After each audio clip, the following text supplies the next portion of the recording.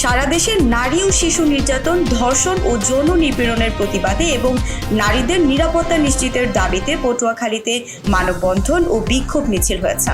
মঙ্গলবার 26শে ফেব্রুয়ারি সকাল 11টায় জেলার গলাচিপায় এই মানববন্ধন ও বিক্ষোভ মিছিল হয়। এতে শিক্ষার্থীরা ও সাধারণ জনতা বিভিন্ন স্লোগান ও দাবি সম্বলিত পোস্টার, ফেস্টুন নিয়ে অংশ নেয়। মিছিলটি উপজেলার দিঘির পাড় থেকে শুরু হয়ে শহরের বিভিন্ন সড়ক প্রদক্ষিণ করে পৌর মঞ্চে গিয়ে শেষ হয়। এর আগে গলাচিপা থানার সামনে মানববন্ধন কর্মসূচি পালন করা হয়। মানববন্ধনে উপস্থিত বক্তারা বলেন, দেশ জুড়ে নারীরা নিরাপত্তাহীনতায় ভুগছেন। প্রশাসনকে দ্রুত কার্যকর পদক্ষেপ নিতে হবে। যৌন নিপীড়ন ও ধর্ষণের ঘটনায় জড়িতদের দৃষ্টান্তমূলক শাস্তি নিশ্চিত করতে হবে। আমরা চাই আমাদের মা বোনরা যেন নিরাপদে চলাচল করতে পারেন, আর কোনো নারী যেন নির্যাতনের শিকার না হয়। প্রশাসনকে আরো কঠোর হতে হবে।